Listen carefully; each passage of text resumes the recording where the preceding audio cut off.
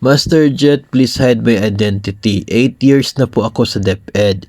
Gusto ko po sana nag-apply ng 4G1, yung sa USA po. Kaso sabi ng mga kasama ko, may bagong memo daw po sa Region 12 na if mag-resign ka daw, need daw po bayaran ng full lahat ng loans sa banks and sa GSIS.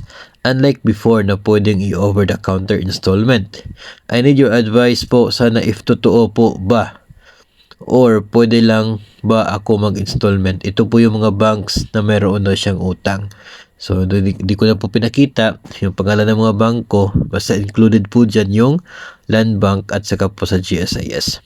Ito po, unang-una ay hindi po ako aware.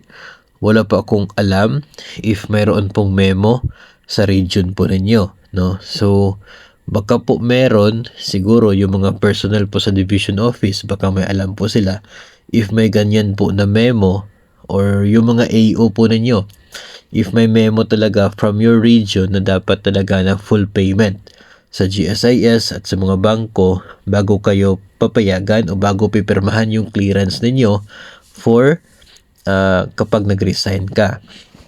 Ngayon, isa pa pong bagay, yung mga loans na yan na nakadeduct sa ating sahod ay tinatawag po yun na APDS loans, no? Automatic Payroll Deduction System.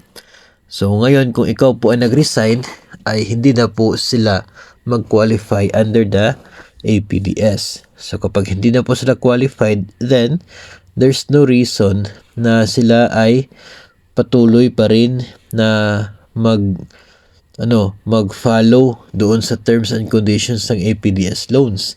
Kasi nga, disqualified na sila kasi nag-resign ka na. Hindi na sila makakadeduct sa sahod mo. Ngayon, sa part po ng GSIS, kapag ikaw ay nag-separate from your agency, yung utang mo will be considered as due and demandable. Ibig sabihin, yun nga, dapat mong bayaran in full yung utang mo. What if hindi mo bayaran? Ang mangyayari ay magkakaroon ng 18% per annum na interest rate. Interest plus penalty. Yun po yung nasa terms and conditions ng loan ng GSIS kapag due and demandable. Again, bakit naging due and demandable? Kasi hindi na po siya makakadeduct from your salary, which is yun po yung mode of payment, no? Hindi na siya makakadeduct kasi nag-resign ka na. So, hindi na siya sakop ng doon sa 6% na interest, maging due and demandable na 18% na kung hindi mo siya babayaran.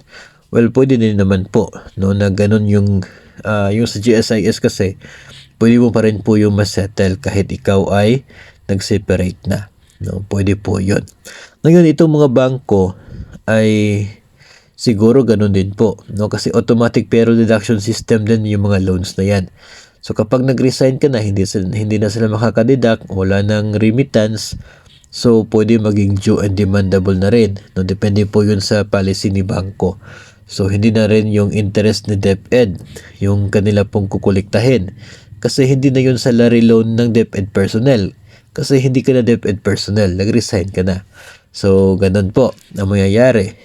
Yung mga naririnig ko lamang po, no, ay nire-require lang sila yung mga magre-resign ng agreement with the banks na patunay na sila, itong borrower na to na empleyado na mag-resign ay nagpaalam sa bangko, nagbigay alam na siya ay magre-resign na at sila ay nagkasundo kung ano yung magiging mode of payment sa balanse ng kanyang utang. Agreement lang nila, tapos papayagan at pipirmahan na yung clearance. Kasi yung utang ay hindi naman po sa DepEd, kundi doon naman po sa bangko.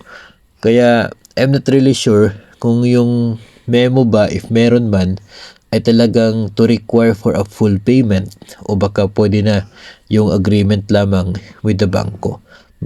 Isa rin po yun sa dapat po ninyong tingnan kung ano talaga yung nalaman po ng memo na yan if meron man po. So, pero yung ano talaga, yung agreement with the banks, that is really necessary. Kinakailangan po na magpaalam tayo because malalaman din naman po yun ng bangko, no? Magiging dishonest na rin po tayo if tayo ay bigla mag-resign tapos hindi po tayo nagpapaalam o nagbigay alam sa kanila.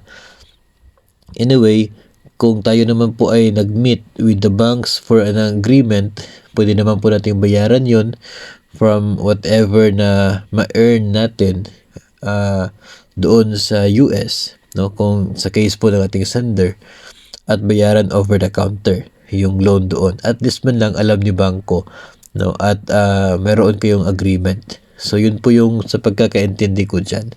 Pero first assignment po ninyo ngayon, alamin po muna ninyo. Pwede po kayo magtanong sa AO ninyo o kaya sa division kung ano ba talaga yung laman ng sinasabi pong memo na yan na dapat bayaran in full yung mga utang bago ka papayagan na mag-resign.